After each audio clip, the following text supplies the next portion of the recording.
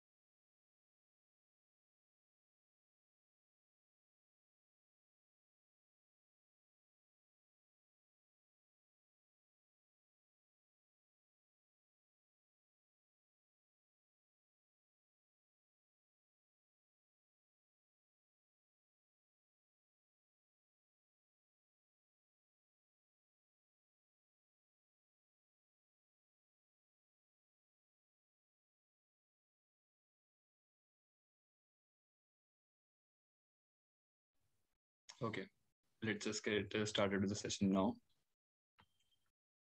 So, welcome to FINVERSE. Good afternoon, all the panelists and attendees. I am Madhav, student of Sri Aurobindo College, and I'll be hosting today's session. So, welcome to FINVERSE 2022. It's a great pleasure to have you all here on board with us. FINVERSE is a week-long event organized by NIVESH, the Finance and Investment Cell, Department of Commerce of Sri Aurobindo College, University of Delhi. We are about to have over 15 speakers for the span of 5 days who will try to impart their industry-specific knowledge and share their experience with us.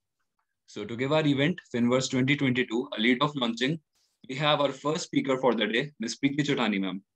She is the founder and CEO of Sri Datta Law Consultancy. She is also a startup mentor and president of Gujarat State IP Council. She is a registered patent and design agent under Government of India. She is a patent facilitator under SSIP scheme. She has experience of 6 years in the field of patent and industrial design in the known pharmaceutical industries as well as in educational institutes. She also received International Researchers Award in 2019 and GIC Innovate to Impact Award in 2015.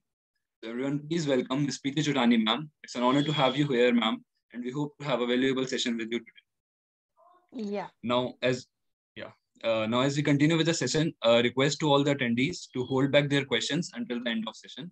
Now we have with us Mr. Vidit Chauhan, President of our society, NIVESH. Over to you, Vidit. Thank you, Madhav. I would like to take this opportunity to thank ma'am on behalf of NIVESH and Sri Aurobindo College for taking out the time from our busy schedule to impart the words of wisdom to all the attendees present here. Now, without any further ado, I'd like to hand over the platform to Ms. Preeti Shirani. Over to you, ma'am. Okay, thanks a lot, Vidit and the Madhav, for introducing me and providing me this great opportunity to give a lecture over the Delhi University and in your Sri Aurobindo College. So once again, thanks to you and the all for providing this opportunity. So without wasting time, we will start with the session, right? Yeah, so just a minute, I'm sharing my screen with you all.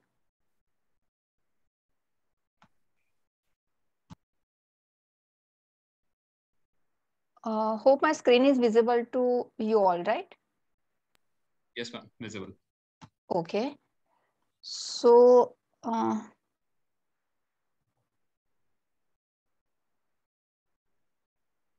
yeah, myself Preeti Chothani. As Madhav said, that I am the founder and CEO of the Sri Datta Law Consultancy, that is Gujarat-based and situated at the Gandhinagar. Then I am also the president of the Gujarat State Intellectual Property Council, that is related to the one of the Women Council, Women's Indian Chamber and Chamber of the Commerce and the Industry. So today we are going to get some of the insights on the impact of the intellectual property rights on the Indian economy. Right, so that may be related a little bit related to the legal field as well as the use of that legal rights for the protection of the any innovations and the creations, and that will be leads to the directly or indirectly impact on the Indian economy. So starting with that, this is just the formal disclaimer that this presentation is just prepared for the educational purpose only, and that not affect any not attempt to infringe any this property, intellectual property, right? So for the today flow of the today's presentation, we will cover I will cover the basics about the IP and the IPR, types of the IPR. In that, little more details about the patents, trademarks, copyrights, industrial designs, and in the last, the impact of the IPR on the Indian economy. And in after that, we will do the question answer session. So basically, what do you mean by the IP? So that is known as intellectual property. So by that, using the intellectual property, we can generate the revenue from the research. So what do you mean by the IP? It's the intellectual property. Now there are two types of the properties are there. One is known as the tangible property. Another is known as the intangible property. So in case of the tangible properties, let's for example, it's a land or the jewelries or the mobile phone, car. So the property which we can touch or felt, and that is known as a tangible property. And in case of the intangible properties, so they are not, we cannot touch that properties or we cannot feel that properties, like our ideas or intellect from our mind, some creations from our mind. So we cannot touch that, but that is also our property because that comes from our mind. So as I said, that the things which are available in the form of the physical, then that is covers under the tangible property. And if that has come from our intellect or from our mind, that is known as the intangible properties. So the jewelry, land, automobiles, furnitures, all comes under the tangible property, and the ideas and creations are comes from the intangible properties.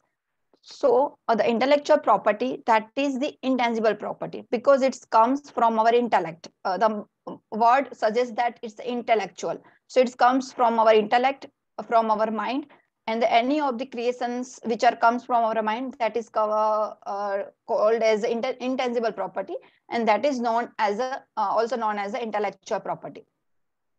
So now, what do you mean by the intellectual property rights? So that is in the short form, we can say that it's IPR.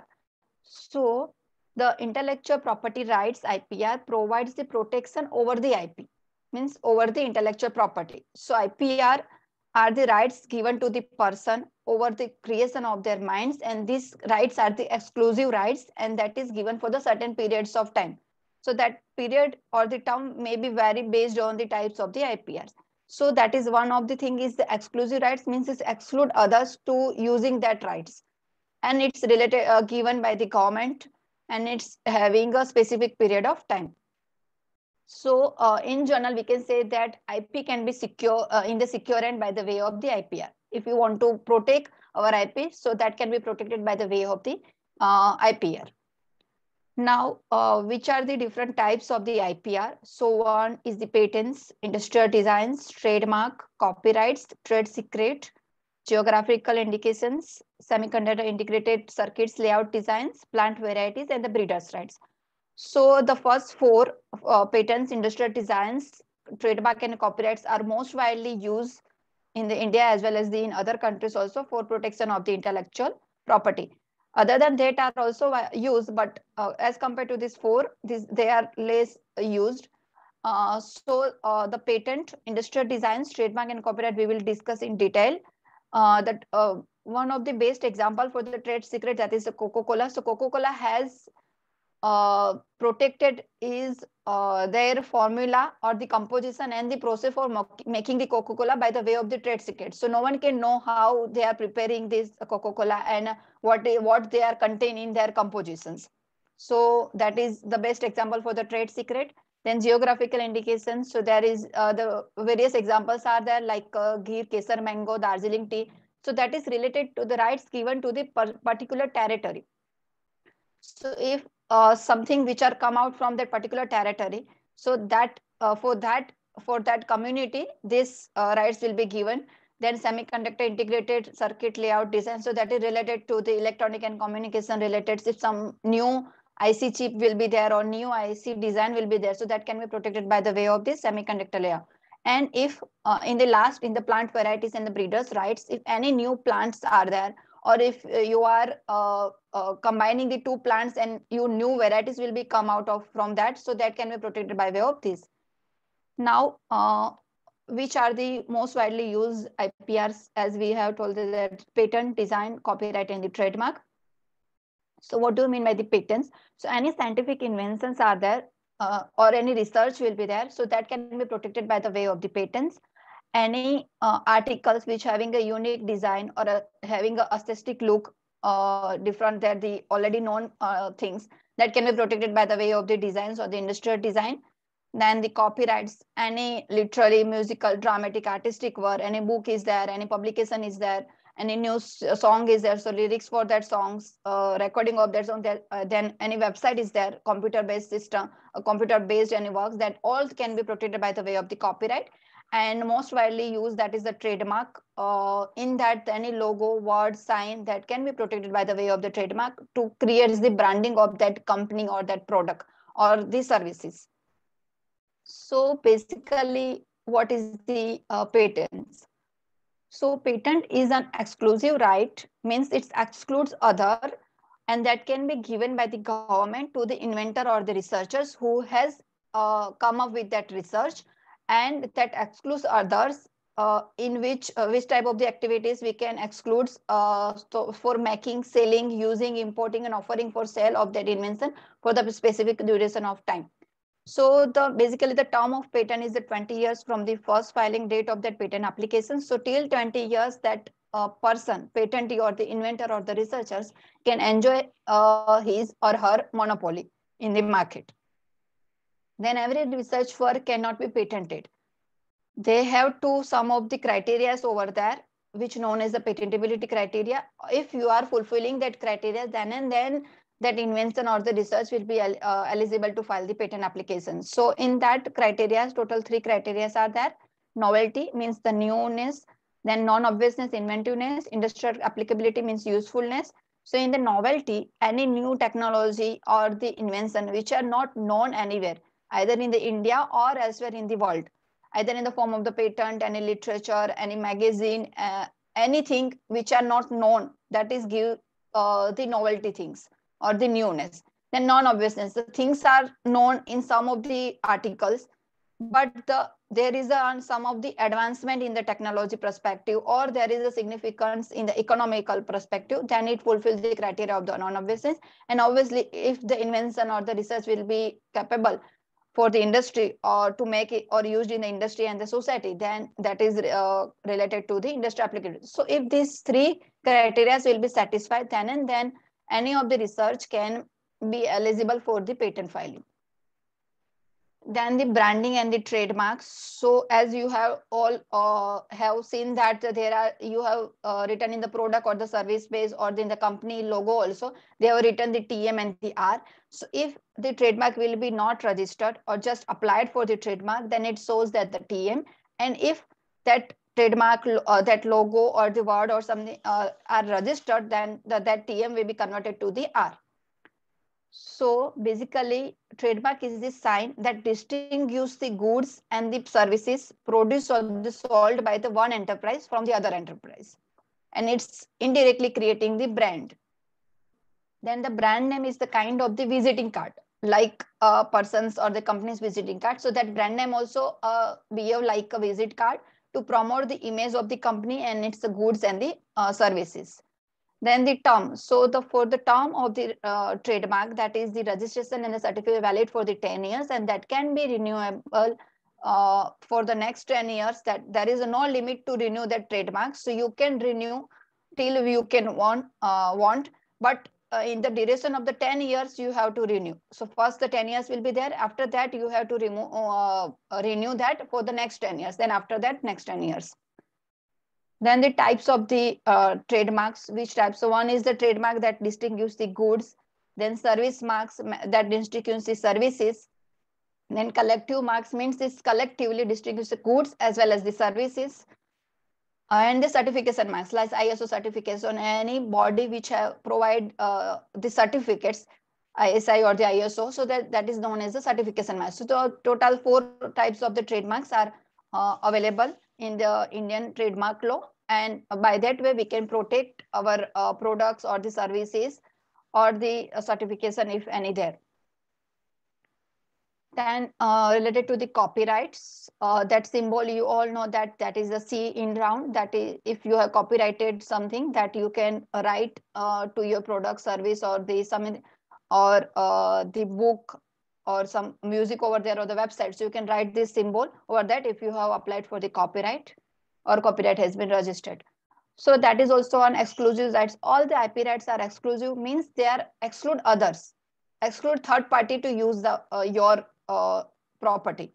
So these are also the exclusive rights given by the law or the copyright registry for the certain term of the years of the author or the creator or its assignee, if they are to print, publish, or sell the copy of the original his original work. Then the term is the 60 years after the date of the author. So the term is the very last. If the author or the creator will be dead, after that also they will get the rights till the 60 years. Then what can be we can protect by the way of the copyrights? So literally or the dramatic work, then musical work, artistic work, cinematographic, any films is there, any songs is there, any sound recording for that, any lyrics are there, any poem, any story, which are comes under the literary works, and any computer generated work like any applications, either in the Android or the iOS or any website. So that all this all can be protected by the way of the copyright. Now coming to the industrial design. So in that, that is also an exclusive right, which gives the rights for the features of the shape, configuration, pattern, or the ornamental composition of the lines or the colors or the combination thereof applied to any object or the article, either it is in the 3D form or it is in the 2D form, or either available in the both form, but they give the some aesthetic look to the consumer, and that is not known previously. So that design can be protected by the way of the industrial designs. For that 10 years is the term for that industrial designs, and that can be further extended by the for the 5 years upon request. Then that design will be new and the original and having the individual character, that may be in the 2D form or in the 3D form, and that can be a wallpaper, textile industry, in the textile industry, that may be any of the clothes related designs, any furniture related designs, toys, cars, phones, so anything which are related to the design perspective in any of the object or the articles, if that is a new and the unique as compared to the previously available things, so that can be protected by the way of the industrial designs. Okay, so this is all about the basics about the intellectual properties and the, how we can protect that intellectual property by the way of the IPRs. So till that, anyone has any question?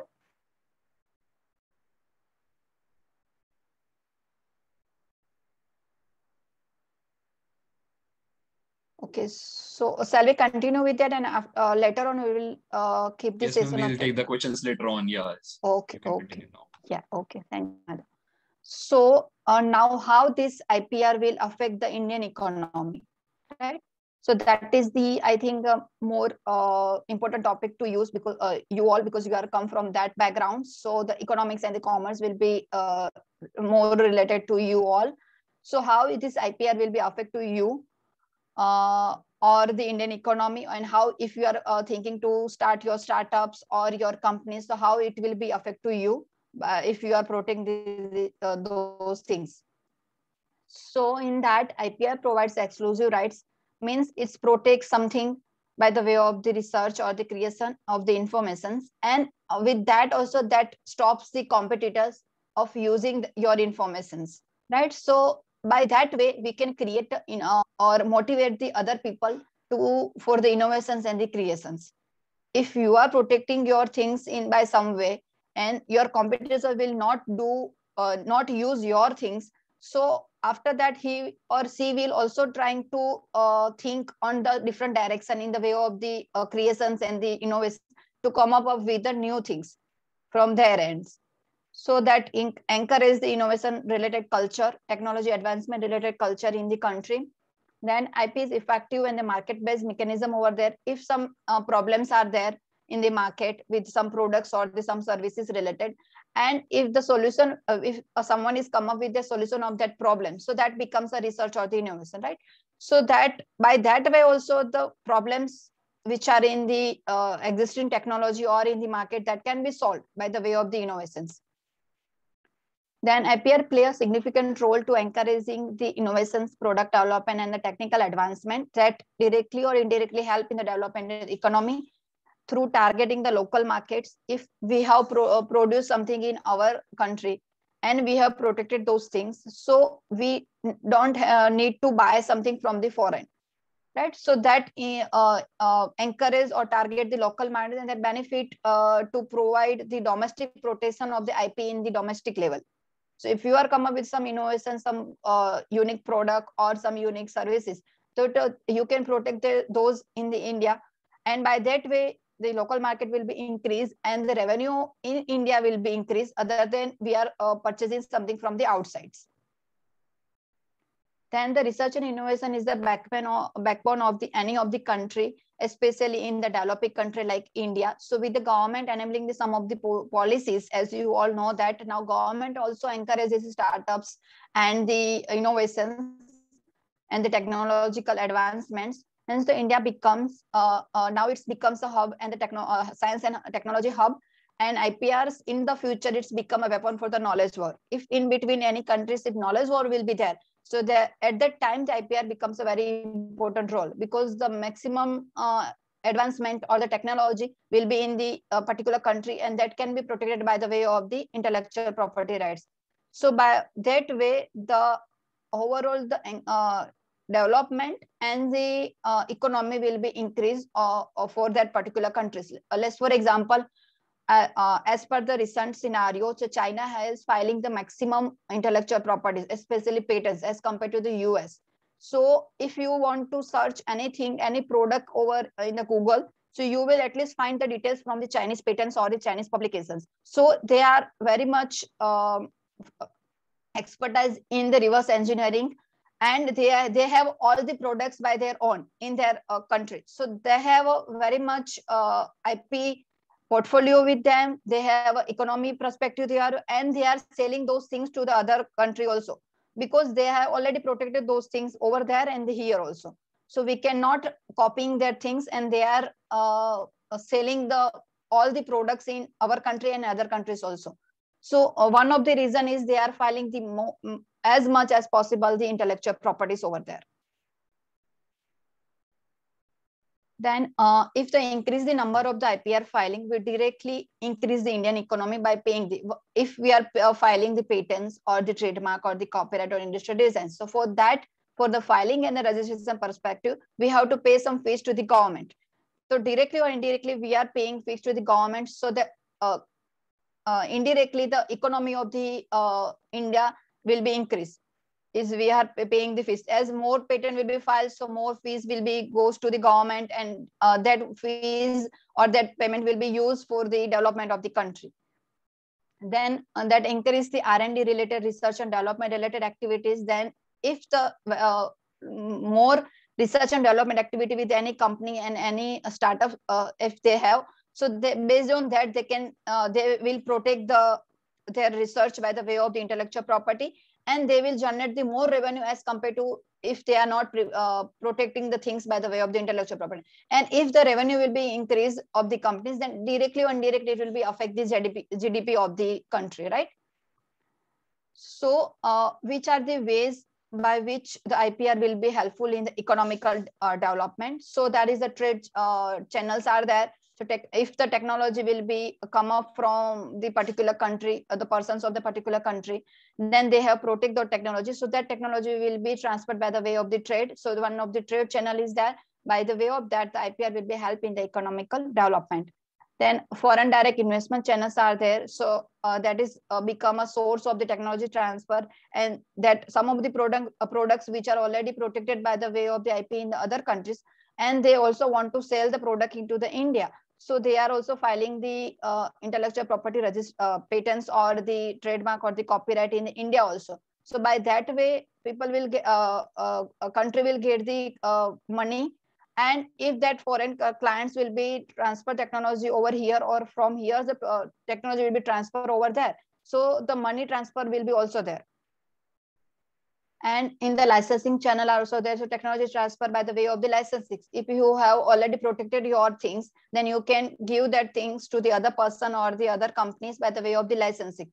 So in that also the money transaction will be there, and that directly or indirectly will affecting the economy of the India as well as that particular companies or the startups. So basically by the way of this, this can be affect the economy of the India or the any country in which the maximum way of the filing of the intellectual property rights. So this is all about from my side. Thank you one and all. Now we will take the question answer session. Ma'am, that was a really great session. We learned a lot today, of course. So now we'll take some questions we have here. Okay, ma'am. So first question is from Kuchi. Automation is a buzzword in any industry now. We have heard that automation is almost in every industry now. So being a patent facilitator and having an experience of 6 years in IPR field, what is your take on automation gradually entering in IPR? Do you think automation is also coming in IPR industry?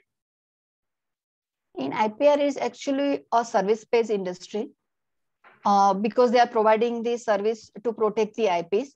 So in that already some of the automation is there, but not at all in the India, because that is not possible by the way of the AI or any other things by the artificial intelligence and all, because the intervention that is related, this field is related to the intellectual property rights, right? So if you want to protect the intellectual property, so you have to use your brain, you have to use your intellect. So if some automation will be there, so that will be not as per my knowledge and my experience, that is not that much effective if the any person will be do the things, and if the some machine or the automated things will be do the things. But in some of the points like to do the search or how the some of the forms filling are there, for that perspective automation will be helpful. Thank you, ma'am. That was a great answer. Okay, then we have another question from Sneha. So, ma'am, when you talked about startup in the session, you are also a startup mentor. So, the startup environment is at full throttle in India as of now, and people are always bringing new ideas and innovative ideas. Does it have an impact on the number of patents and copyrights in the recent years? Yeah, it's very much affecting.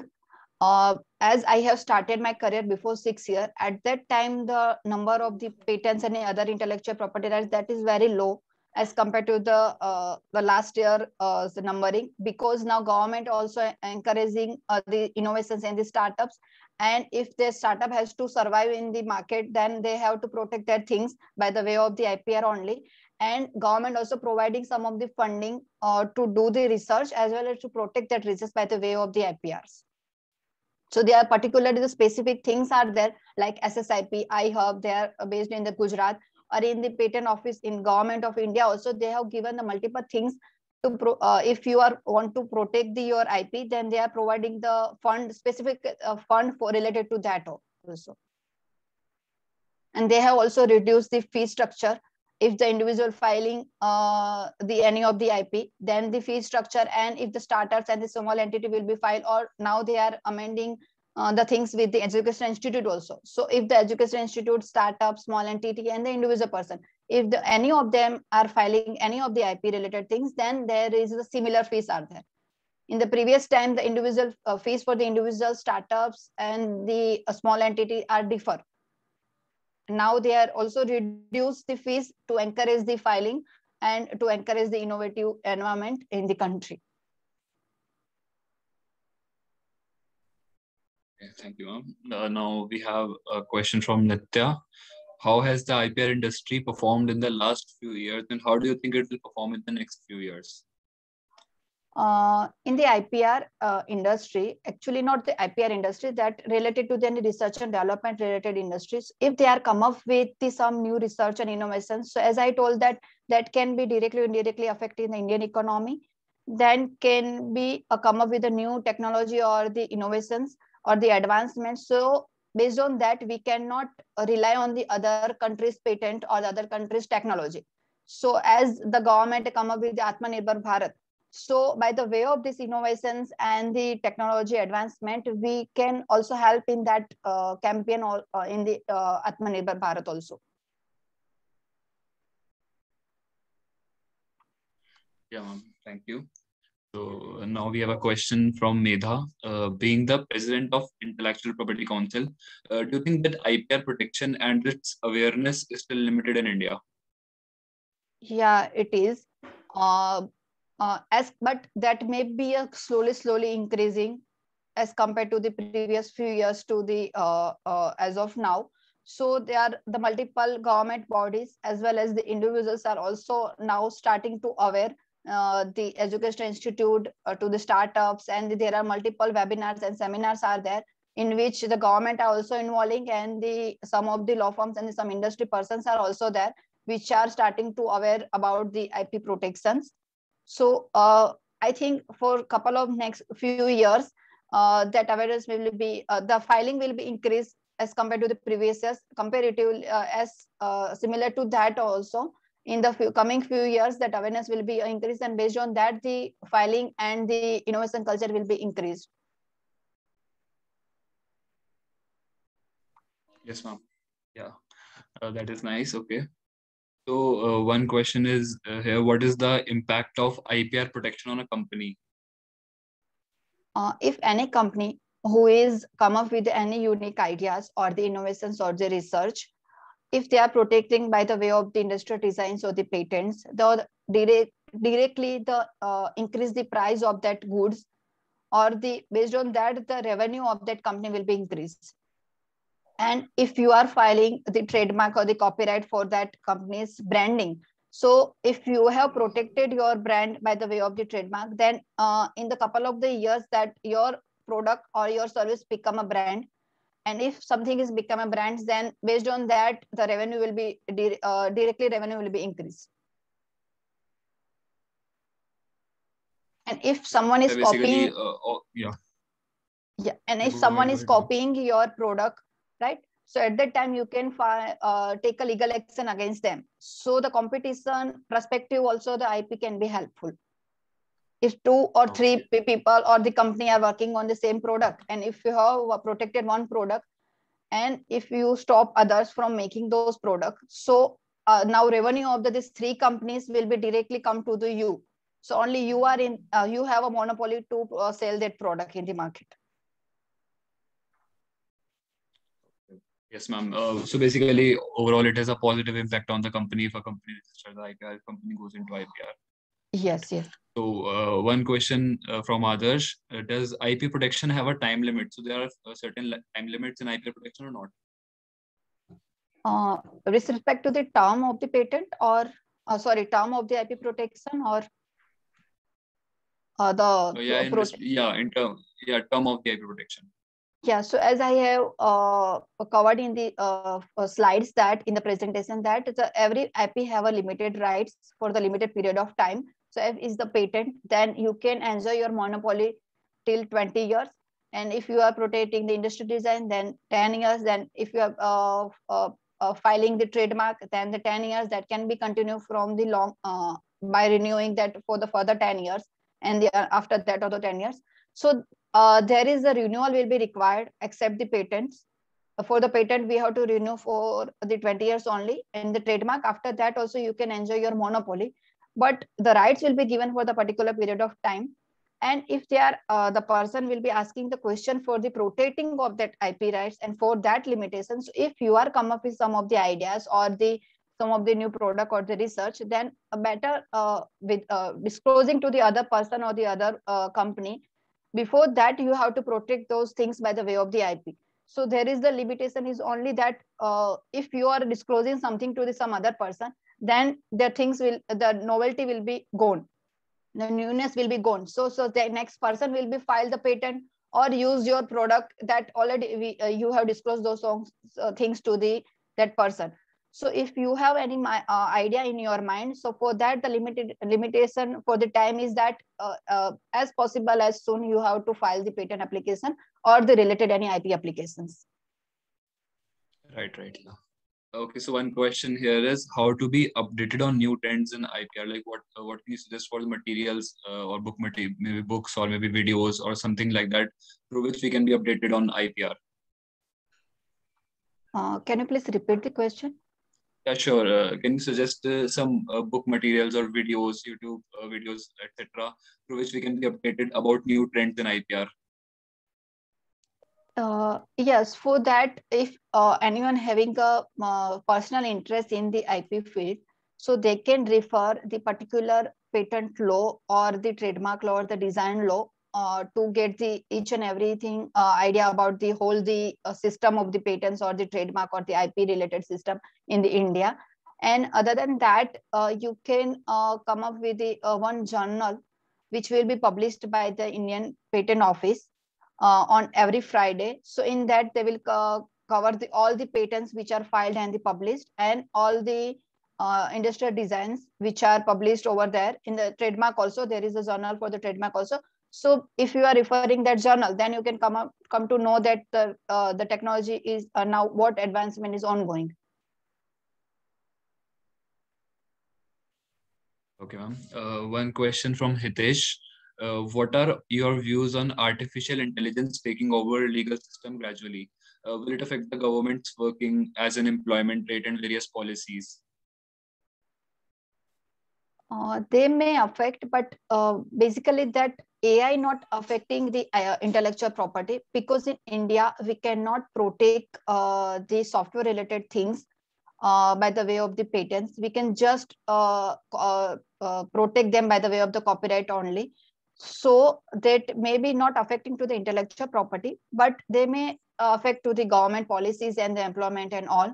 Because now, as we are saying that the digital things are on much more after that. Now digital payments are there, or digitalization will be one of the goal of the our Prime Minister, right? So to encourage the digitalization and the automation, AI will be helpful in the futuristic perspective. I'm right. Okay, so one question, it's a small question, I guess. Do ideas also count as intellectual property? Ideas are also intellectual property. Like we can register ideas as intellectual property. The ideas are the intellectual property, but if you cannot conceptualize or the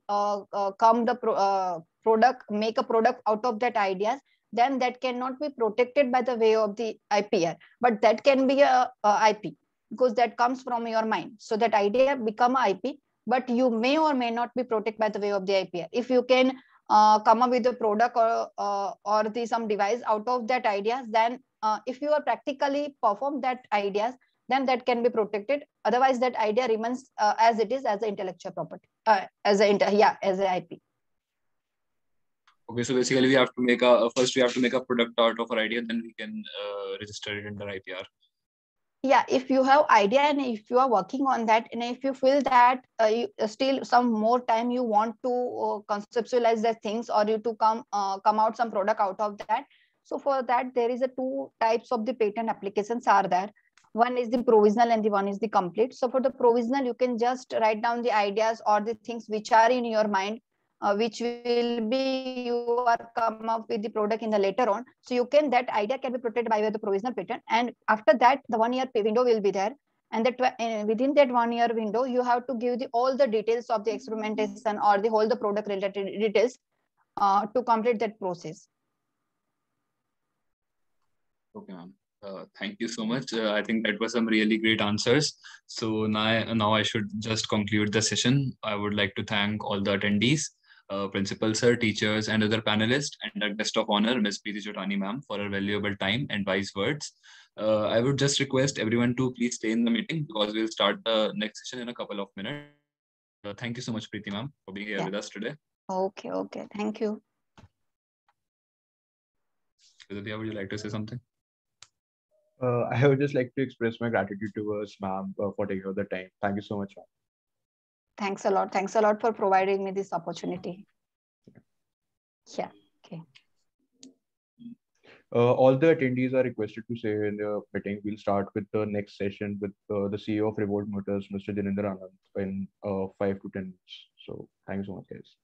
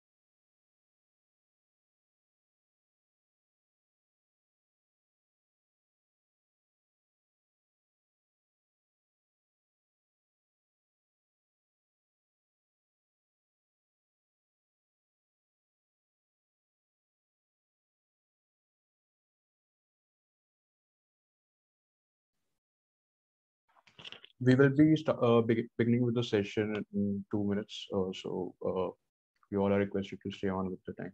Thank you so much.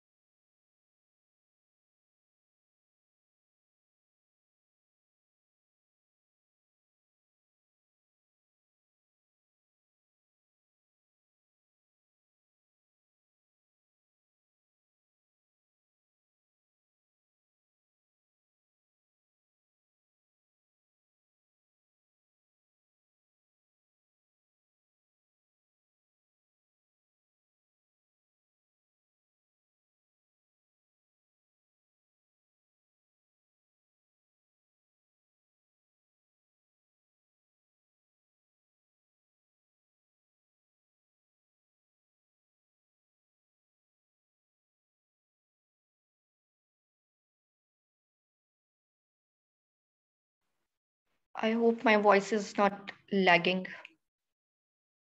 No, it's clear. Okay.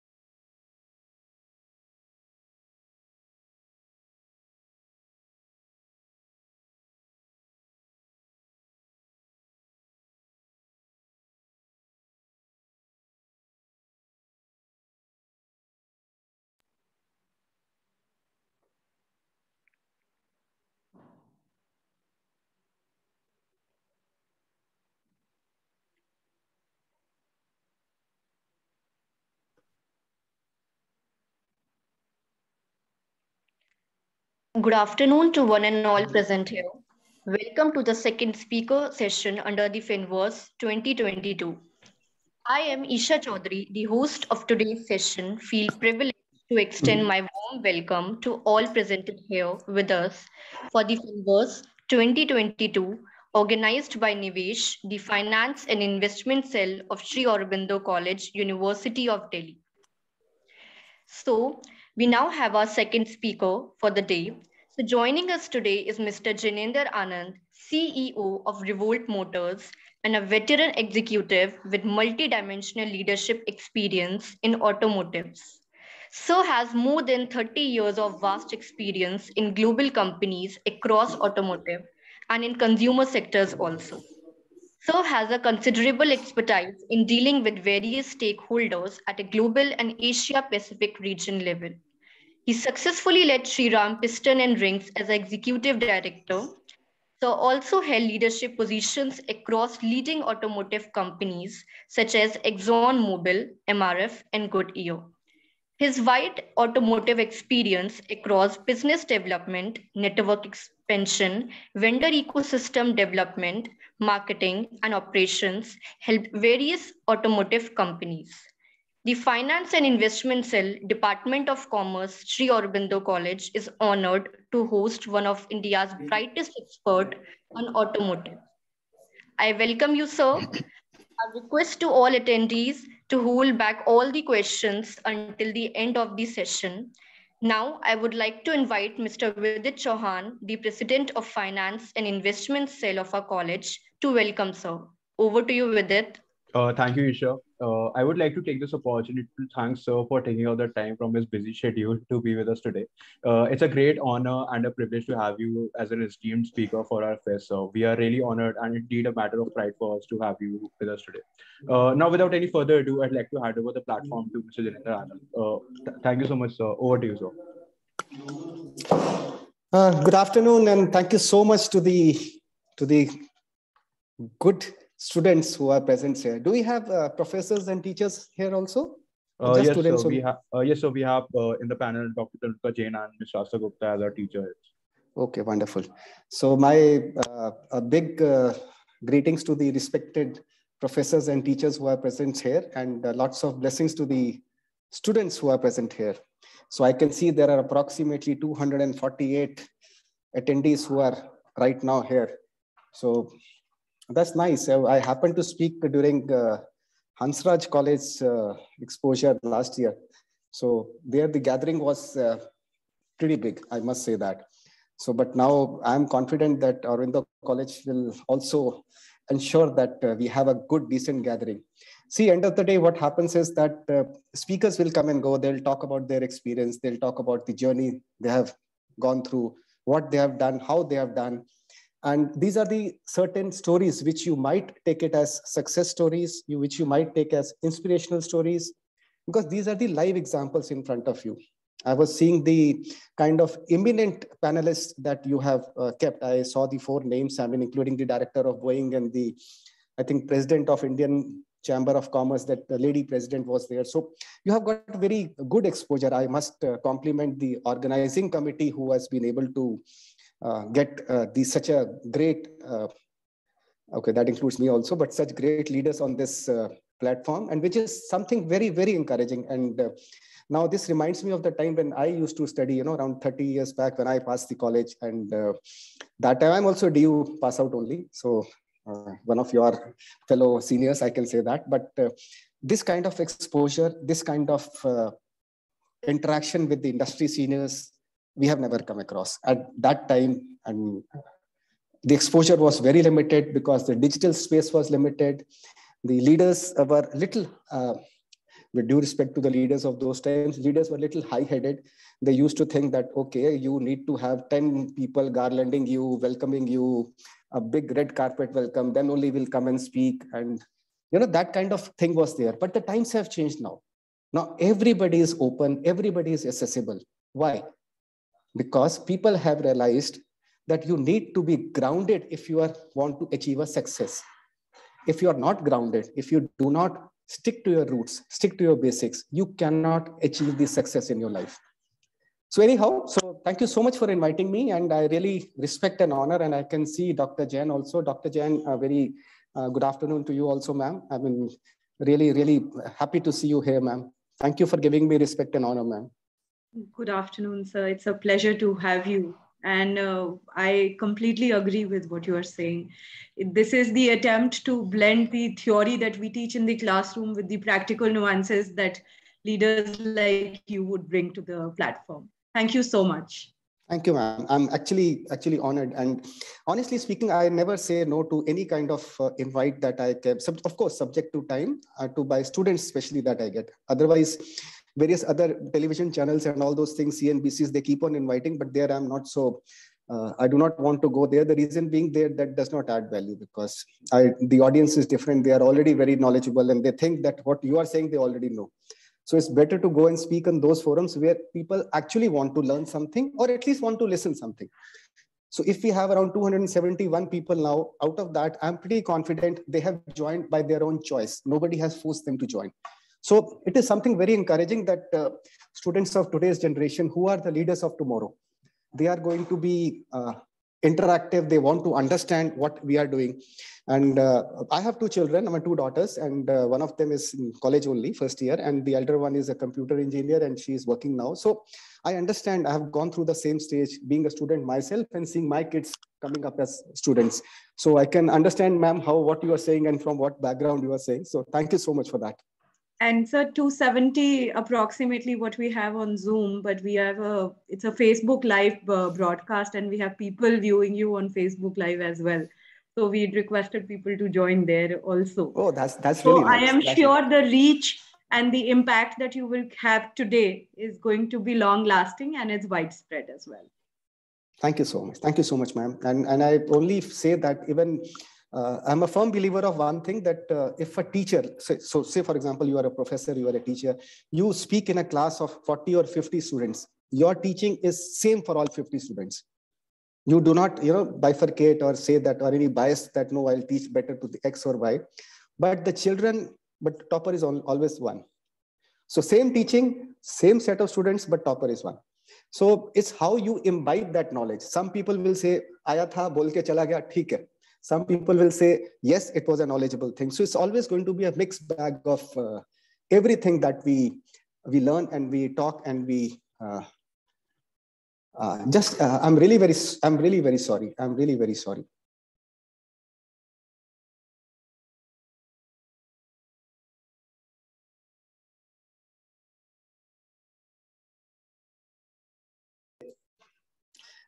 sorry. My humble apologies. I had told my EA and all my housekeeping staff not to disturb me, but still somebody came running. You know, I'm speaking from my office, so my humble apologies to ma'am, you, all the faculty and the respected students who are there. My humble apologies.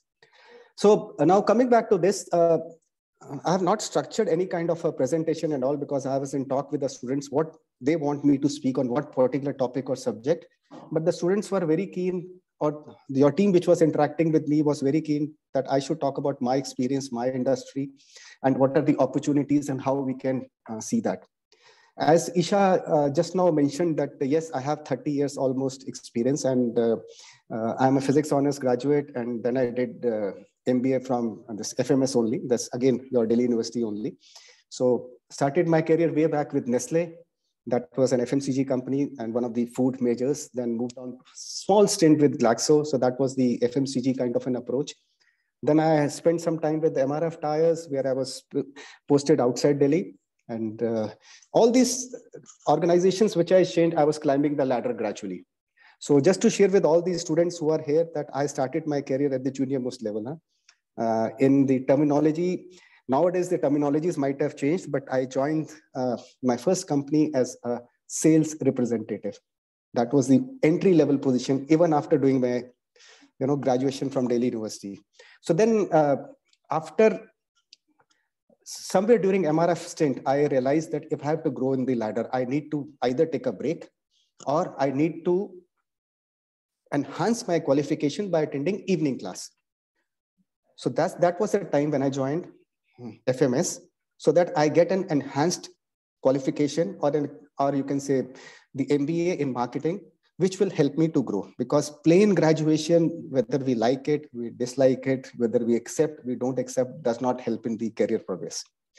So then I did my MBA, and then I was fortunate enough to continue growing in the ladder. And then I spent some time, I would say a little more time, that was more than 17 years in a company called as Exxon Mobil. Isha just now mentioned, Exxon is the largest oil company of the world. And by that time, when I was working in that company till 2013, I was working there. It was the largest in terms of market capitalization, in terms of profitability. $40 billion was the profit when I left that company. 40 billion, B as in Bombay. So much bigger than the Microsofts of the world, Apples of the world, Amazons of the world, much bigger than that. That was the size of Exxon Mobil.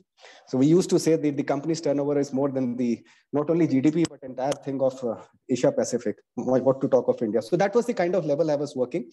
And of course, I was heading their country operations. And the good thing that multinationals teach you is that how you become systematic. And the kind of technology they have, that is approximately 5 years ahead of what India has. Currently, as we speak, we are at par. But the time I was working till 2013 there, the American companies were approximately 5 years ahead of that. So that makes you understand the nuances of the trade, how to seek approvals, or go ahead or go to market, or marketing strategies, production strategies, sourcing, supply chain strategies, investment strategies, what we call as Dr. Jan, CAPEX, capital expense strategy that we do in the industry or in the country. Because your reporting is to Singapore. That's how multinational works. I'll just talk for 2 minutes on this. Your reporting is to Singapore. Singapore reports to US. So these are the, okay, of course, depending on the headquarters of the organization. So that's how, then you get an exposure of how the international, your expats or your international colleagues work. And then you are rated, when your appraisal happens, you are rated against those international colleagues who have bigger exposure in terms of turnover, in terms of resources availability, in terms of exposure to various colleagues, various operations and opportunities. So that makes all the difference, but still then you have to be one step above these guys to ensure that you are better. So that was the journey there. And then I spent some time with Goodyear. And again, Goodyear is one of the oldest, now it's 100-year-old in India. Again, headquartered at Mumbai, close to $30 billion turnover company. And I was again handling a session. And also I was fortunate enough to launch a new channel in the organization. So that was a channel pioneered by, it's written in the history of Tire now by me. I was very fortunate. This organization thought that I'm worthy of launching that channel. And once Goodyear launched, then all the tire companies came with it. I'm sure many of the students must have heard about the name of Goodyear, Emera, Bridgestone, Michelin. So these are many tire companies, C8, JK, you talk about. There are many tire companies in India, and each and every tire company is worth billions of dollars. So it's a huge industry to work for. The largest in India is MRF Tires, which is close to, in terms of Indian turnover, is close to 20,000 crores. And those students who keep a track of the share market also, each and every share is more than 80,000 rupees. So just imagine how the investments matter. If you would have invested, or maybe I have invested, or your father would have invested at some point of time 30 years back in MRF. So you might not be listening to this session. You will be sitting and enjoying in your Lamborghini and going to a palatial house in Jorbagh or Lodi Road. You know, that's how the life takes a turn. So you need to be very, very optimistic and keep on looking for the opportunities that come your way. Today, you might think it's a very small thing. Why should I look at the opportunity? But then you realize, no, opportunities are huge. You just need to have a focus and a long-term vision of everything you do. Today, the results might not come, but tomorrow the results come. But only thing is, you should have a very calculative game plan. Further on, moving on, then I joined Shriram Piston. Isha again mentioned that, and I was there as an executive director. So 6 years or 5.5 years, I worked in that organization, taking care of 3 channels of sales. One was the domestic channel, then it is B2B channel, and then it was B2C channel. And the exports was a very good part because we were exporting to 42 countries, and Government of India was helping us to push the export sales because that's a clear dollar or euro earning for any country. And end of the day, that's very, very beneficial to any organization and also to the government. So that adds up to the kitty of government. So whichever government comes, I mean, I'm not making any political statement, but whatever government comes, they prefer exports to be done. So that was the first time my exposure also to exports. And I was very fortunate to travel to most of these countries. And in your career, in your lifetime, you will work and go to many countries while you travel, while you understand, while you explore the opportunities. So I could travel to African countries, European countries, then South American countries, then Middle East, including Iran, Jordan.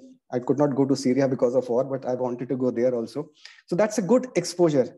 You know, we have so much of myth about certain countries, but once you go there, you realize that these countries are not as bad as we hear. Say, for example, if I talk about Iran, we only hear that ladies will be walking with all the burqas and gents will be in Pathani suits or all those things and all. No, ultra modern country. Absolutely nothing to, worry about. So every facility is available. Everything that you are looking at is a very good thing. Safety, security, everything is there. Just like India, you don't take panga, you don't take anything with anybody. Nobody's going to bother you. Nobody's going to touch you. So nothing to worry about these things. So this is how you get the exposure about that.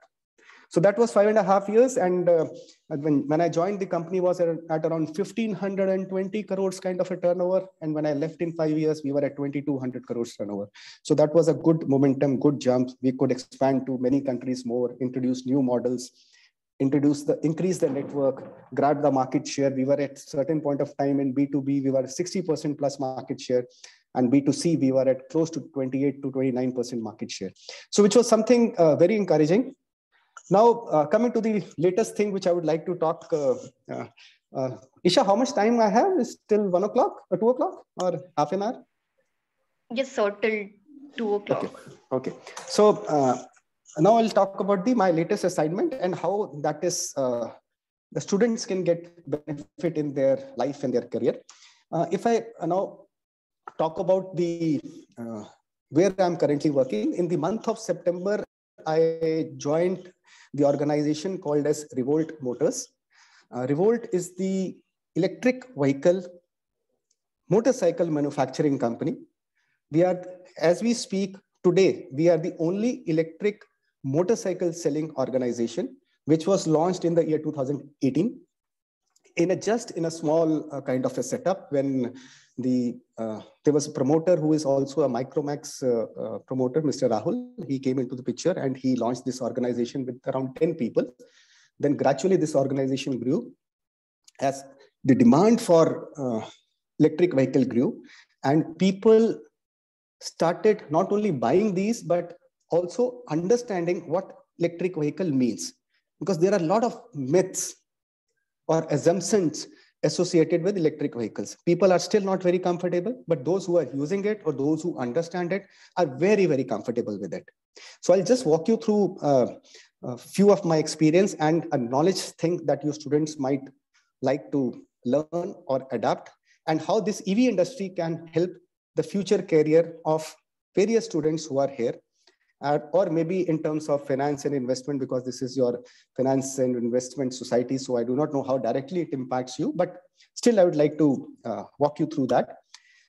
Just to give you some brief example, because many of you might be knowing it, but many of you might not be knowing it. India is one of the largest two-wheeler market. So over 2 crore vehicles, again I repeat, 2 crore vehicles, two-wheelers, including scooter and motorcycles, worth 1.3 lakh crore rupees are sold annually. Got it? So now coming to bikes. Out of that, those 2 crore vehicles, 65% are bikes only. So that means 1.3 crores are bikes. Because people ask us, when everybody in EV, electric vehicle, went for scooters, why we went for motorcycles? So because the market is big, innovation can be done more, creativity can be more, and the potential can be tapped in a very, very larger way. So now the value proposition which is driving the electric vehicle two-wheeler adoption, when you talk about the adoption part, large saving on fuel bills. So for example, I am sure most of you are aware that the petrol cost is close to 100 rupees, or you can say that 95 rupees plus something, because just now the government has reduced by approximately 6 rupees or something. So it is close to 100 rupees, I'll take as an example. Any person using a two-wheeler for a normal run, normal, going to office, going to college, going to anywhere, place of work, or requires approximately 40 to 50 kilometers per day running. Approximately, I'm saying, as an average, if we talk about. Within 2 years' time, as compared to a normal bike or a scooter, normal bike you call it as ICE bike, internal combustion engine. I'm sorry, you're a commerce and finance guy. I'm trying to teach you some science, but it's called as a internal combustion engine. So that two-wheeler, as compared to the electric vehicle, in 2 years' time, your cost becomes at par, which means in 2 years' time, your bikes becomes free as compared to the normal regular bike. And the normal life of any two-wheeler, if you ask the middle class and lower middle class segment, because for them it's not a luxury item, for them it's a necessity item. And 80% of the vehicles are sold as a necessity item, not as a luxury. Because you as a student, if drive bike or a scooter or anything, that's given by your parents. So that you can call it as a luxury, but for an actual user, it's a necessity. So those necessity items in 2 years, if they get their bike free as compared to the normal engine bike, and whereas the life of a two-wheeler is approximately 7 to 8 years. Although in our parents' time, they used to drive for 15 years also, but I'm still taking on a softer side, 7 to 8 years. So which is absolutely a win-win proposition. So that is the kind of what you say, the saving you get when you drive an electric vehicle. So now the challenge is, what is the upfront pricing of electric vehicle vis-a-vis the normal bike? So normal bike and electric vehicle bike is approximately the same costing. Within 5,000 or 7,000 rupees here and there, it's actually the same costing. And EV two-wheeler market is expected to be approximately 50,000 crores by 2025. So out of 2 lakh crore kind of a market, EV vehicle will be approximately 2025 will be approximately 50,000 crores with an annual sales of 50 lakh units. That means 4 lakh units per month. This is the projection till 2025. And this year, the projection is 2021 is approximately 2.6 lakhs by 31st March 2022. We talk about a financial year. So now 2.6 lakh is the projection, and we'll be crossing that number. As a total industry, I'm saying, not talking about Revolt Motors alone. As a total industry, we'll be crossing that 2.6 lakh number. Now, why EV and how it suits us? If we look at the global trend, in China, in 2018, when the market share of electric vehicle was 4%, today as we speak is more than 38%. 3 years from 4% to 38%. If we talk about Europe, Europe is the last, they do the adoption on a very, very slow pace. So they were at 3 years back at 1%, today they are at 9%.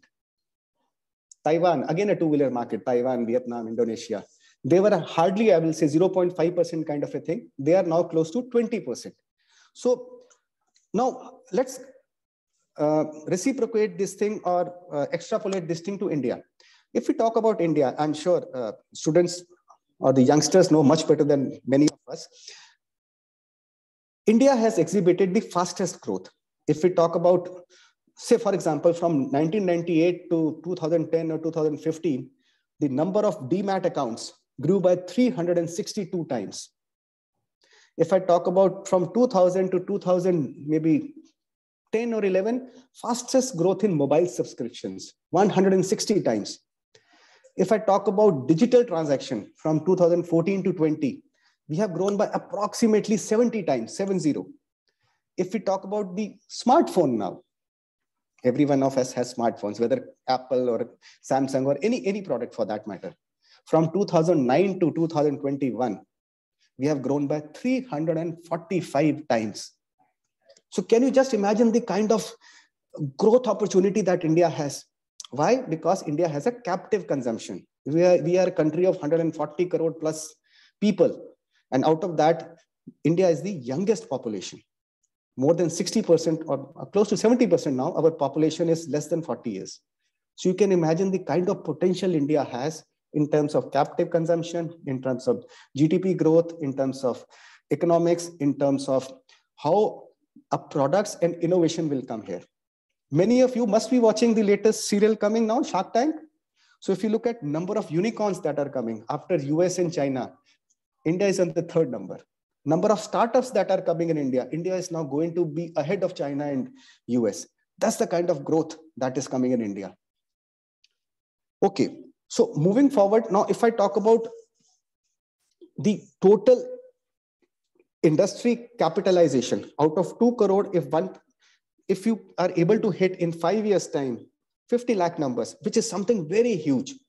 And this is the market which has been traditionally dominated by Hero, Honda, TVS, Bajaj, and all those people. But if you look at the EV segment, I think most of you have heard the story about Tesla. Now Tesla's, market cap as on last year, I would say that December 2021 in $1 billion, B as in Bombay, is $701 billion. That's the kind of a market capitalization. And Tesla is basically in EV now. Toyota is 253. So just the largest automobile manufacturer is Toyota, but Tesla market capitalization is $701 billion. Even Volkswagen, Daimler, General Motors, they are much, much lower. So if I talk about Tesla, which is in the EV sector also, it is 1.2 times the combined market cap of next 4, which is Toyota, Volkswagen, Daimler, and General Motors. Similar is going to be the case with EV also. If I look at Bajaj, they are at 1 lakh crores. Hero, market capitalization I'm talking about. Hero is 0.56, TVS is around 0.2, 0.25. And space for EV market leader is going to be 2 lakh crores. Now, if I talk about what will attract the consumer as far as the EV is concerned. One is the kind of support government is providing, which is in terms of subsidy, because EV means any vehicle which is being run on a battery. So most of you must have heard people talking about that, what is the ecosystem or what is the charging infrastructure that is available. So when we started manufacturing and selling our bikes, we realized that we have to make it a consumer-friendly kind of an approach. So you have a battery swapping kind of an option, which we did around 4 years back. And any of you who has just now heard the day before yesterday what our respected finance minister talked about in the finance speech or budget, she also talked about the battery swapping. So our battery swapping technology, what we started as Revolt in India, has been acknowledged by, again, Government of India. So we are the pioneers in that. So it's very simple. I mean, in layman terms, just take out the battery, you can charge it anywhere. Swapping means you can get it changed at any center, any station. But the most important part is you can get it charged anywhere. So ease of doing business, ease of providing the infrastructure, ease of providing to consumer is going to make it success. So now what has happened is, when the market is going to become 50,000 crores in 4 years time, now it is 22 years, 4 years time, not even 5 years. Government says everything has to be done locally, in-house. In electric vehicle space, we have more than 200 listed manufacturers who are there in this space. You know, run of the mill, कोई कहाँ बैठा है, किसी गांव में, कहीं किसी ने, आपके और मेरे पास पैसे ज़्यादा आ गए, तो we just bought a kit from China and then just assembled it here and sold it. You know, there are many players like that who have come. They are a run of the mill. They'll stay there for a few months, make some quick money or lose some quick money, or they'll go away. But there are going to be top 5 to 7 companies which are going to survive, who are working on localization aspect. So as compared to ICE engine, where approximately 1,000 plus parts are there, it contains only less than 250 parts. So number of parts get reduced, but complications increase, because these parts are more of AI driven, more of electronics, more of chips requirement. You know, everything. You can record your driving habit, you can record your mileage, you can record what area you are going. By just holding your cell phone, you can swipe and start your motorcycle. By just holding your mobile phone, you can immobilize the bike. Yani your bike cannot move. See, for example, many of us must be having a Tata Sky connection in our homes. Yes. So if you don't pay the bill, what happens? They do not come and take away your connection. They just stop the relay of whatever service, whatever channels they are streaming. So that's what you can do in the AI-enabled electric vehicle also. Now, when this kind of ecosystem evolves, when EV is going to be the next good thing, especially in two-wheelers, mind you, cars are going to take time, because one, cars are going to be very costly. Cars are costly. And secondly, cars require a separate kind of an infrastructure, because car battery is very heavy. You cannot remove it and do the swapping kind of a thing. For that, you need tons of charging infrastructure points. So that is why EV in car segment is going to take some time in India, or rather globally also. But two-wheeler will go like this. It will be a rocket growth. I mean, then it will, after 5 years, a plateau will come. Then it will be a stagnant kind of a sustainable kind of a growth. So when you have 50,000 crores kind of an turnover, 50 lakh units per annum, then you need the auto component manufacturers or the tier 1 and tier 2 suppliers, which are going to support this ecosystem. So that will be requiring lots and lots of manpower at every level, right? From entry level to the senior most level, you'll be requiring lots and lots of manpower in all fields, whether it's research and development, design, logistics, sourcing, supply chain, production, HR, finance, sales, marketing, electrical, electronics, and battery management systems. You require so much of job opportunities are going to come in this sector. Just understand, any emerging sector will offer you the maximum possible opportunities as compared to a sector which has already seen the peak, because there the systems are set, opportunities are limited, growth chances are limited. But in any kind of a new setup, your chances of growth are very high. Your chances of career development are very high. Your chances of opening your own business, own entrepreneurship, what you call, Like we say, startups. I was talking about the Shark Tank that I am also now watching nowadays. I really enjoy that.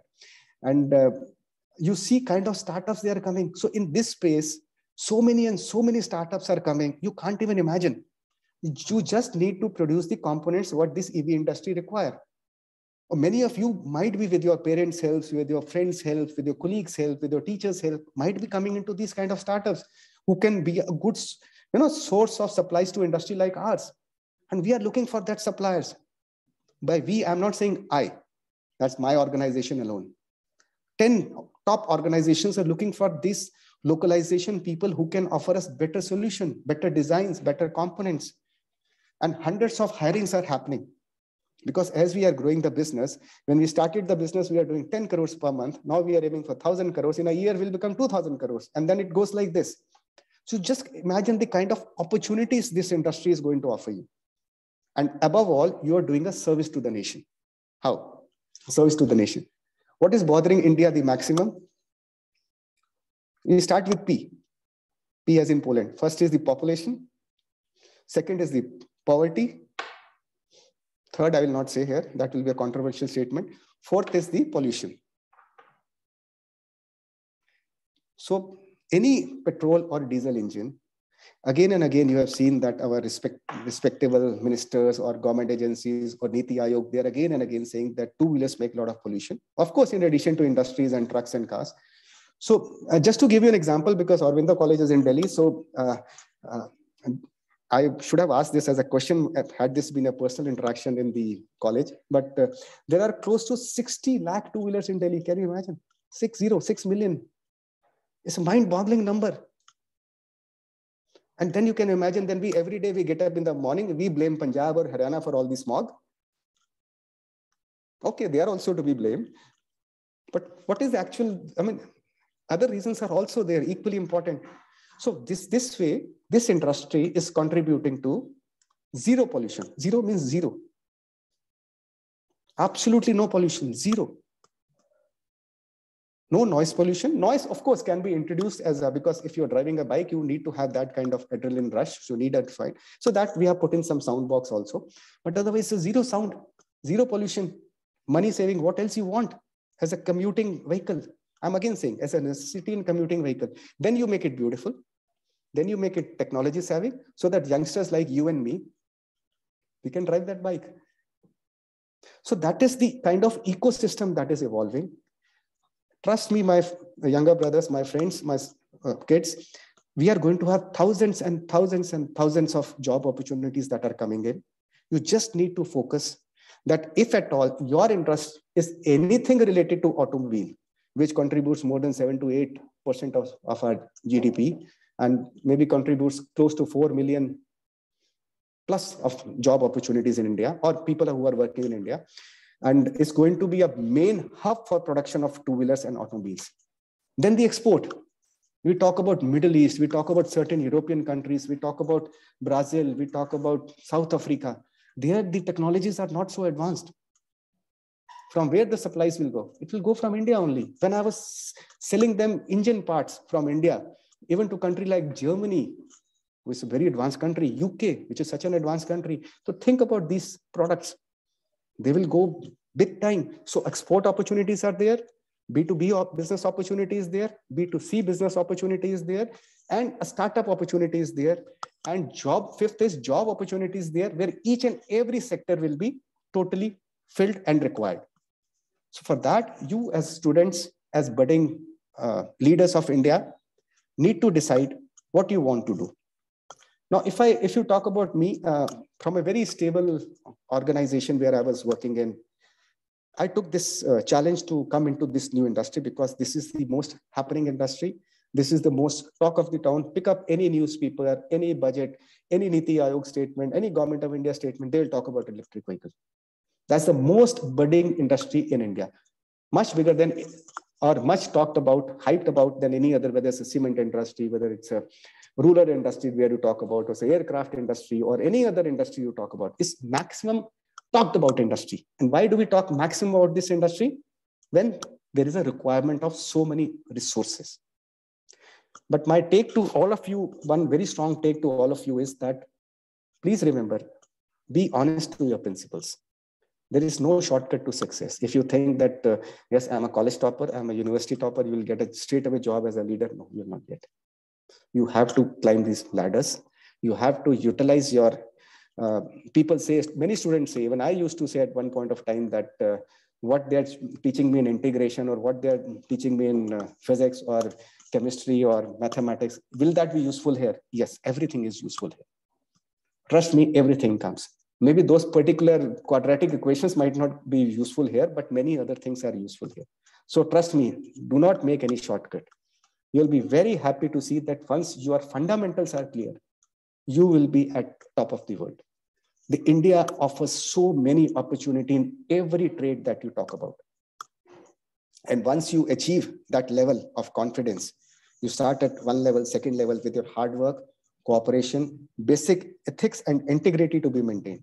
Because once you enter the job, there are so many things, that will entice you, that will help you to go in a negative direction also. So it's up to you. Because currently, as a students, we are dependent on our parents' money.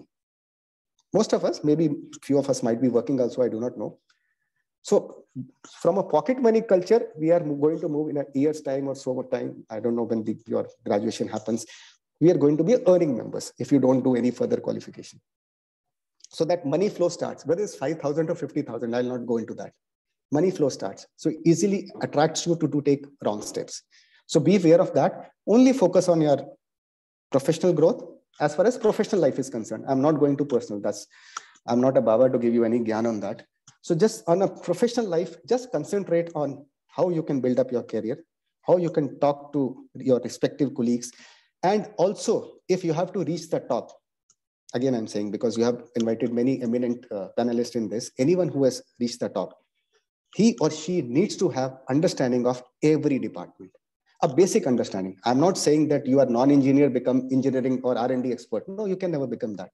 But you should understand what R&D is, what function it does, how does a drawing is made, how you read the drawing. Drawing, I'm not saying a sketch, it's an engineering drawing.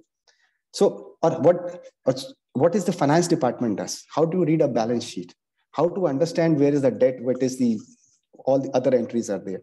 Then in supply chain, how do they manage it? How do they manage the vendors? How do you manage the other resources? How you manage your cash flow? You need to understand every department. And that's how, because please understand, professional life is like a pyramid. And you know that base is very big, but top is only one. So just remember pyramid at the back of your mind. So as you grow in your ladder, only the person who have very clear intention, knowledge, understanding of the subject, and good communication skills. You need to have a good communication skills, because as you rise in your corporate ladder, your communication skills should be the best. Because you can imagine that if you are standing in front of 500 people and talking, and then you are giving a television interview to a Z or CNBC or Aaj Tak, the kind of confidence you should have, then only you can speak. So I would request you to concentrate on your career, along with, of course, passing your college with flying colors, and then look at the opportunities that are available. And India is going to give you so huge opportunities, you can't even imagine. I mean, we have that much of opportunity where each and every single person who is going to be graduated or who is qualified in whichever stream, graduate, postgraduate, will get a good job. The way our Niti Ayog is working, I mean, I happen to have some interactions with some senior officials of them, and I'll not take the names here, but their fundamental is very clear. Not only they are talking about a state level, from state they have moved to town, from town now they have moved to district level. So they are working on the development of youth and the industries at even district level also, so that our basic infrastructure is created. You look at the infrastructure. I mean, how now the vehicles are more and more stable and life increases. Look at the infrastructure now. Now every day we hear in the newspaper, Delhi to Jaipur in 3 hours, Delhi to Mumbai in 14 hours. When I used to travel by road, we only used to know our starting time. What time we'll reach, that we never know. The kind of potholes, the kind of things. In the last 7-8 years, the kind of infrastructure, the roads that have been built, the development that we have seen is really mind-blowing. So I'd just say that concentrate only on the positive things, be apolitical, only concentrate on the positive things that are being done. and be a party to that, so that you as a future leader of this country will be on, and we as seniors can say that, yes, now future of India is in a very, very safe hands, because you are going to be more digital savvy, you are more intelligent, you are more technology savvy, your understanding, your fundamentals are very, very clear. So I really pray to the God, all of you have a great, great, great success. Thank you. Nothing more from my side. I can take some questions if you want. Yeah, thank you, sir. That was indeed a very insightful and interesting session. I'm certain that everyone here has learned a lot from it. Sir, we have collected few questions from the participants. May I proceed with asking you these questions? You can proceed, but I can only answer to the best of my ability. So if anything goes over my head, then I would request Dr. Jain to answer. Okay, sir, sure. So, sir, we have our first question from Shirsha. If we would look at the trends which are shaping the industry and take the concept of mobility, which is evolving day by day, so how is the future of mobility shaping up in India? Future of mobility. See, this is something very interesting that Shirsha Mathur has asked. See, future of mobility. Now, how do you define the mobility? Mobility is it going from place A to place B? Or mobility you define traveling that distance in shortest possible time, or most economic way?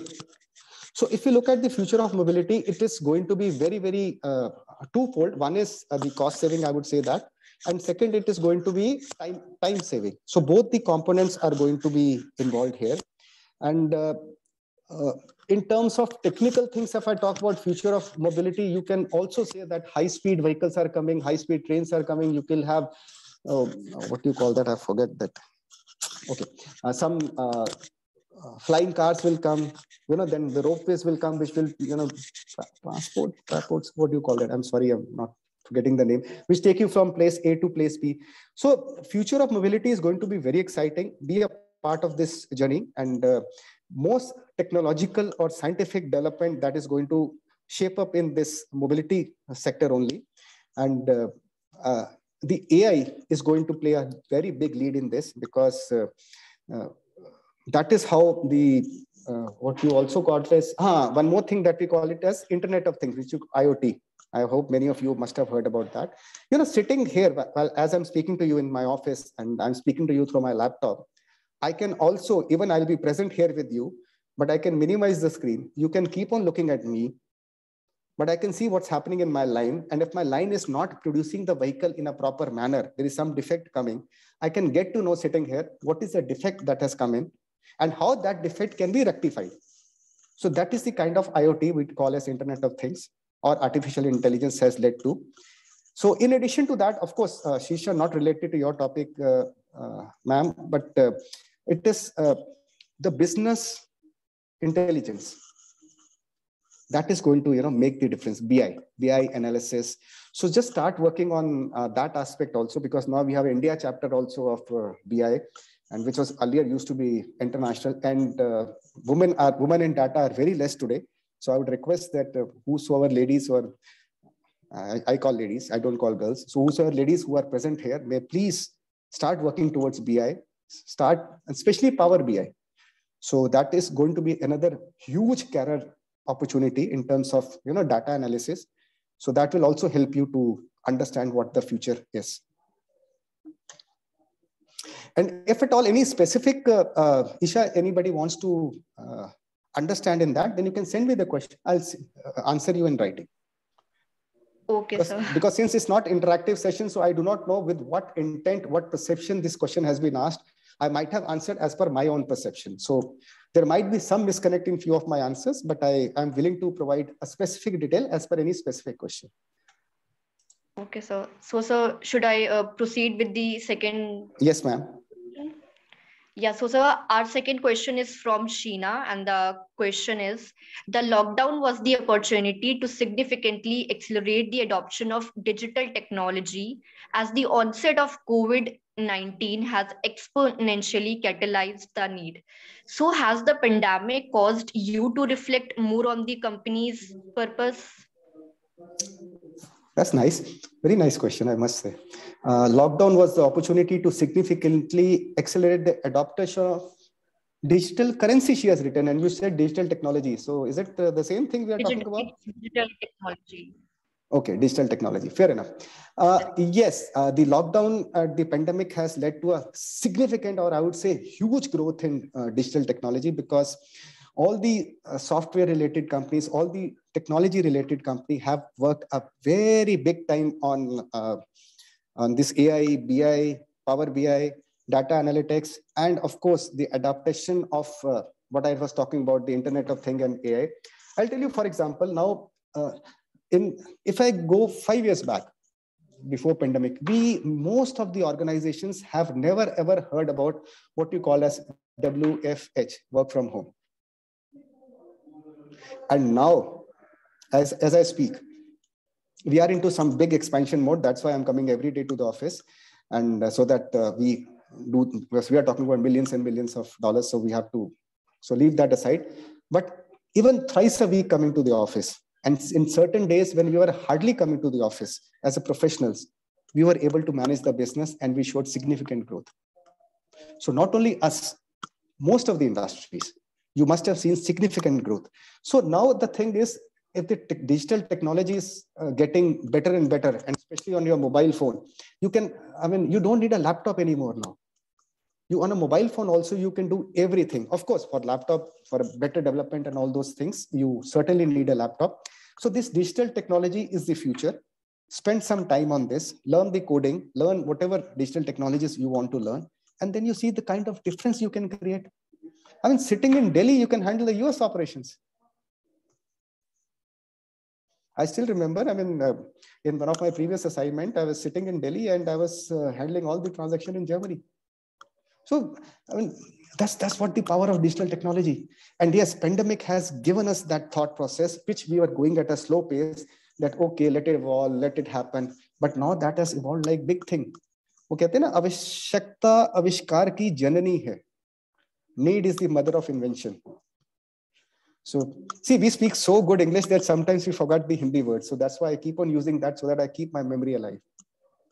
So I request you also to learn these Hindi words, because we being Indian citizens, we must know our language also equally good as we know English.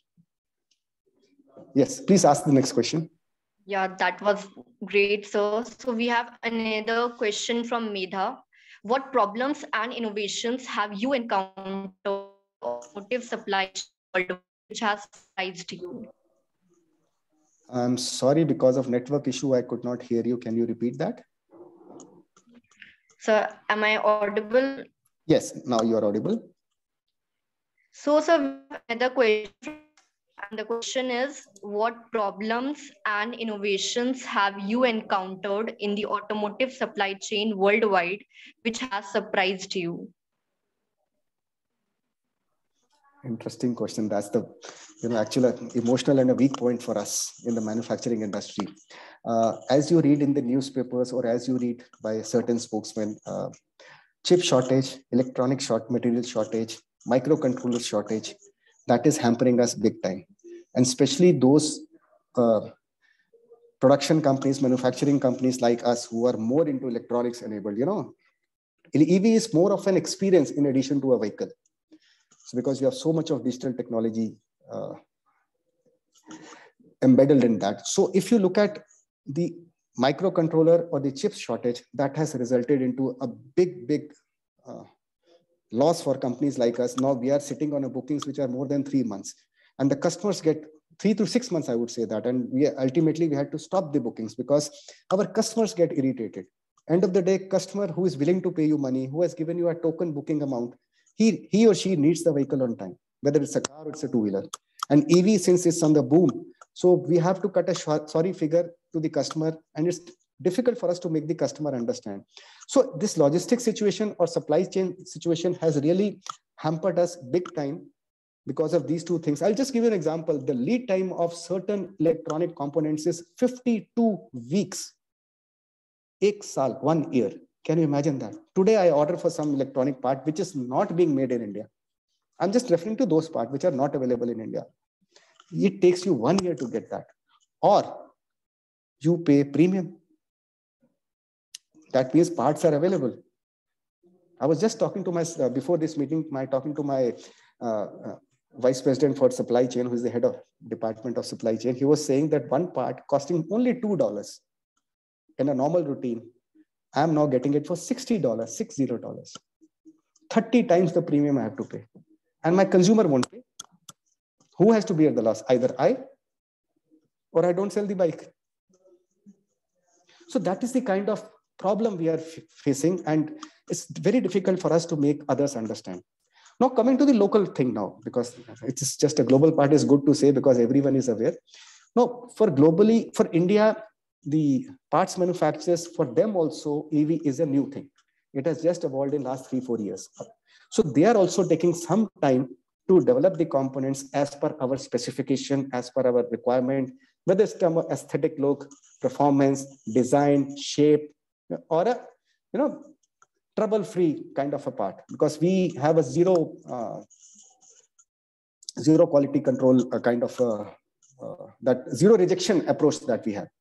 So that is taking us a lot of time. So, but the good thing is people are willing to support us. Most of the auto component manufacturing companies, they have lined up specific team, specific plants, specific operation teams to support the EV companies so that this entire ecosystem is being maintained in the right manner. But yes, this is again going to take 1 more year before everything stabilizes.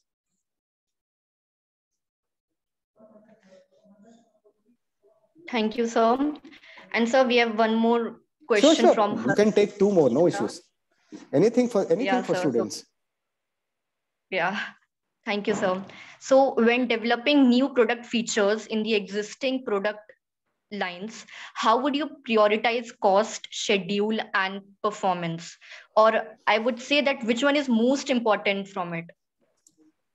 Cost, performance, and what was the third? Schedule. But Dr. Jan, I must say, the students now are too intelligent now. We never used to even think about these questions at our time. Much. I must say that either the exposure they have or the kind of learning you are imparting in the students is really, really very excellent. Because this question is $1 million question, and we in corporate circles at senior level ask these questions to our executives. That was, yes. So whosoever kid has asked, tons of my blessings to you. Okay, and in terms of when we talk about the cost, the performance, and the schedule, I'll change the word to production or timelines, I would say that. So first of all, we as manufacturers, we look at the performance part first. Because please understand, if the performance of a product is good, consumer is willing to pay the price for that. Let's take an example. Many of you, will grow up very fast and buy a Mercedes car, or a BMW, or an Audi, or a Lamborghini, or a Land Rover. You are willing to pay that price, right? 40 lakhs, 50 lakhs for a car, 1 crore for a car. You buy a Porsche, 1.5 crores for a car. So you are paying for the performance, right? Got it? So when you are paying for the performance, that means consumer is paying for the performance. So if you make the product, which is giving you high in terms of efficiency, high in terms of cost saving, high in terms of long life, and high in terms of features, because performance is directly associated to features. So if you give them the features also, that means all the 4 points, or maybe another point you can add on, consumer is willing to pay. Second thing, of course, then you take care of the cost part, because end of the day, everything is going to boil down to cost. That you cannot be so heavily overpriced in the same segment. So if I talk about the similar kind of a segment, if I'm comparing a bike, I need to compare a bike with a bike. Or if I'm comparing a Nescafe coffee, then I need to compare it with some similar kind of a coffee. I cannot compare it with some chicory coffee, which is available in southern parts of the country. You cannot do the comparison. But when you are doing apple to apple comparison, you can have a premium for that. say for example, 5%, 10%, 15%, but for that you need to add features in that. That yes, my product gives you a better performance because it is loaded with better features. But still your cost has to be, optimized. And in our terminology, I mean, maybe you guys will also use it. We call it BOM, bill of material. That is, what is my buying cost of that particular product? Because there is a buying cost, then there is a production cost, then there is a logistics cost, then there is a supply chain cost, then there is other overheads. That's how you make a P&L statement for any organization.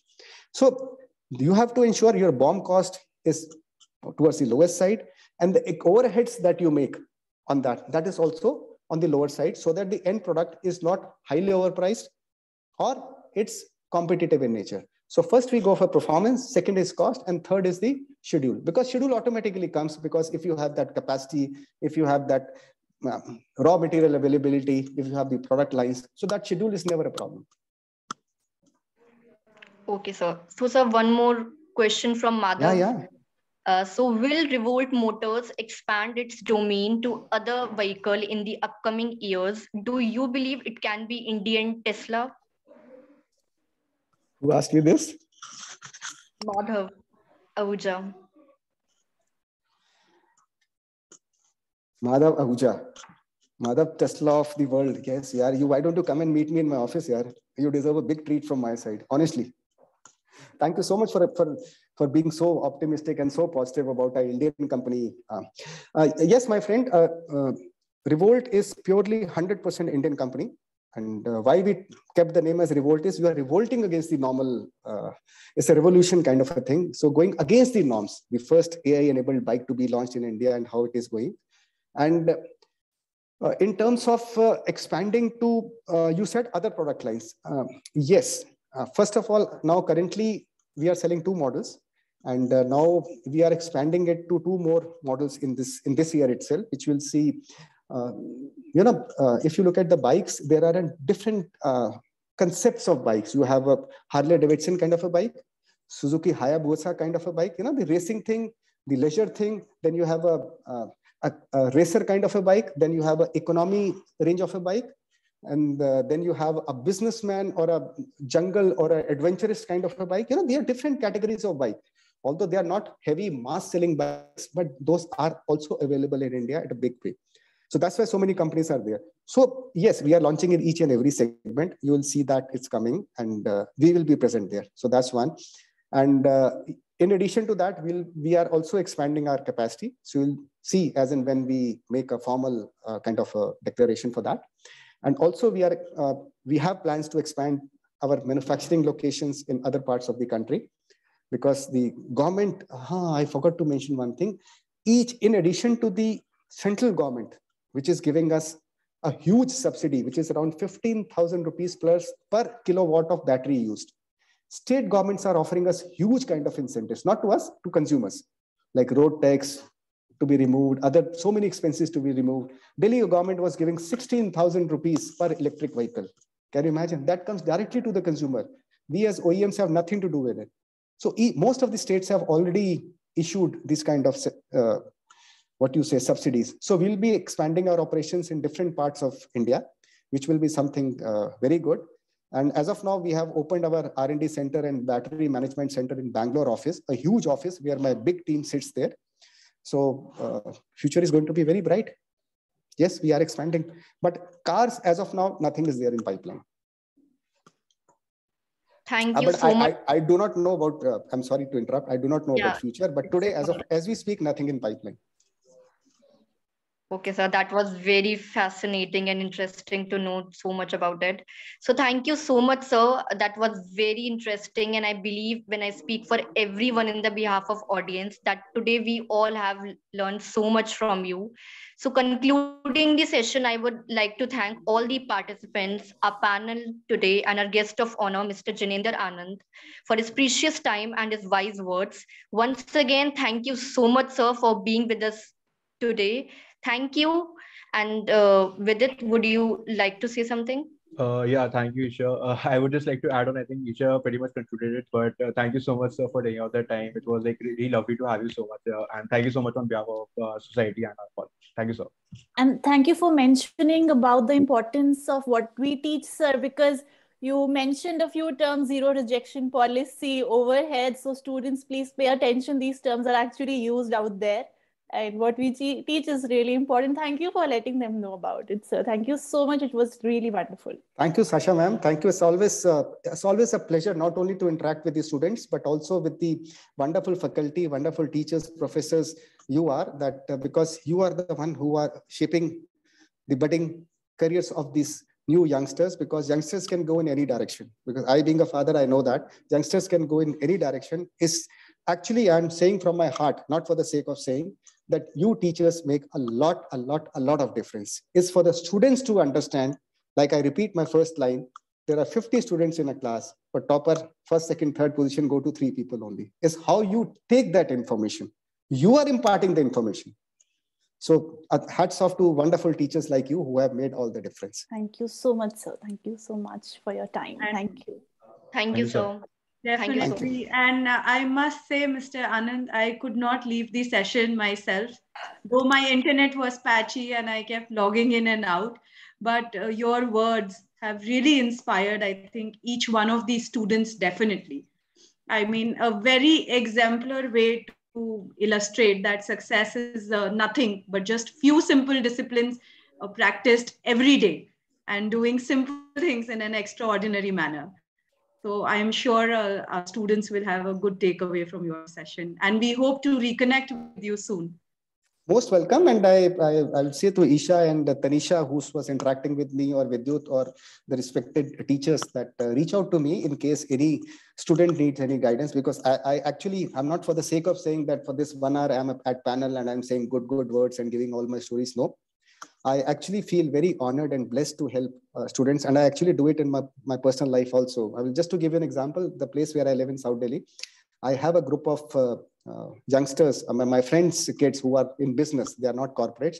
They regularly on weekends, I conduct a session for them, for their career, for their life, for their profession and all that stuff. Because although their fathers or their parents are very rich, but they do not have exposure to the kind of technologies or evolving things that are happening. So I take pleasure in whatever best possible way, which is in my control, to help the youngsters, because you will make my old age very happy to be in India. So thank you so much, everyone. And all the students who are present here, always stay blessed, always stay happy, and always keep on doing one good work a day. Thank you. Thank you so much. Thank you. Thank you once again. Stay blessed. Thank you, sir. And thank you, everyone, to all the attendees. And stay tuned for the upcoming sessions ahead. Thank you.